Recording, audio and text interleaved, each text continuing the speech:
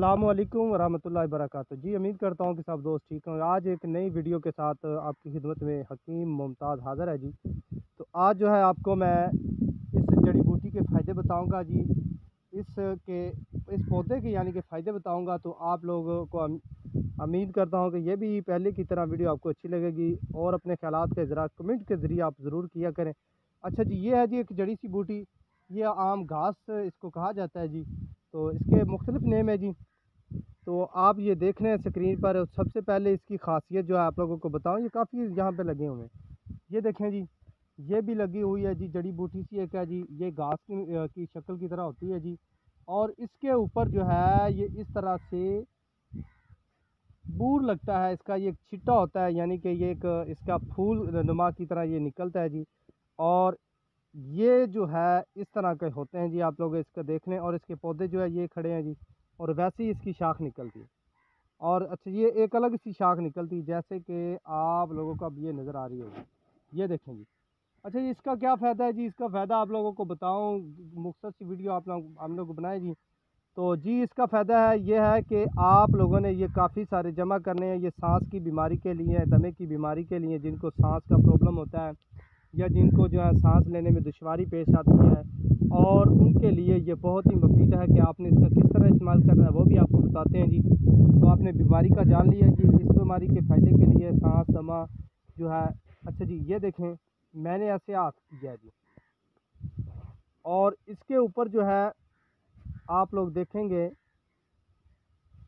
ये देखें जी, ऐसे करने से ये अब ये गीला है जी, यानी कि इसको सुखाना पड़ता है, फिर इसका इस्तेमाल किया जाता है जी। अच्छा, ये देखें, इसका ये बूर हासिल हुआ जी। ये छोटा छोटा सा जो है ना, इसका बूर हासिल हुआ है, जो कि मेरे हाथ पर नज़र आ रहा है। तो ये मुश्किल से हासिल होता है। तो आप लोगों ने इसकी ये कॉम्पले लेनी है, इस तरह आपने इसको तराश लेना है जी। ये देखें, मैंने इसको तराश लिया। ये है जी इसका पौधा, इसकी जड़, ठीक है। आम अक्सर ये पाई जाती है देहात वगैरह में। अच्छा जी, ये कहाँ कहीं भी हो सकता है। आपने इस तरह इसको लेना है, 2-3 दिन आपको इसको सुखा देना। इसकी ये जो शाखें हैं जी। अच्छा जी, क्योंकि अब ये सूखी नहीं है। और ये आप हमें हासिल हुआ जी इसका बूर, ठीक है, यानी इसका आप फल कह सकते हैं जी। अच्छा जी, ये बूर हमें हासिल हुआ है और बूर को हमने जो है अब हासिल करना है। और हासिल करने के बाद काफ़ी तादाद में हमने इसको ग्राइंड करना है, यानी कि हमने इसका पाउडर बनाना है।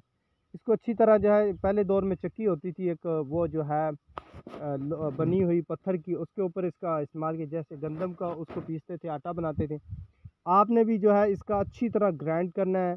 आपने इसका एक पाउडर बनाना है और वो जो है आपने सिर्फ एक चुटकी इस्तेमाल करनी है रोज़। ये देखें, इस तरह इसका बूर जो है वो बहुत बारीक हो जाएगा जी। ये अब गीले हैं जी, अगर इसको सुखाया जाए तो ये काफ़ी जो है बूर हासिल हो सकता है हमें जी।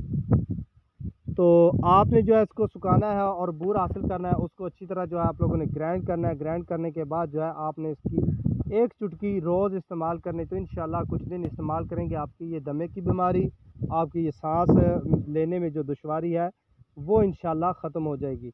उम्मीद करता हूँ ये वीडियो आपको अच्छी लगेगी। नेक्स्ट वीडियो के लिए आप लोग मुझे इजाज़त दें। अल्लाह निगहबान। और इसके अलावा आपको मैं बताऊँ जी, ये एक पौधा खड़ा हुआ है जी, नज़दीक करें जी।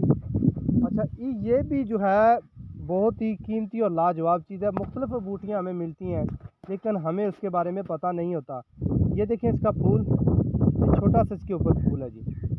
और ये है जी इसकी शाखें, इसके पत्ते इस तरह है जी। ये भी कोई बूटी है जी। तो इंशाल्लाह इसके ऊपर भी मैं वीडियो बनाऊँगा। उम्मीद करता हूँ ये आपको वीडियो अच्छी लगेगी। नेक्स्ट वीडियो के लिए आप लोग मुझे इजाज़त दें। अल्लाह निगहबान।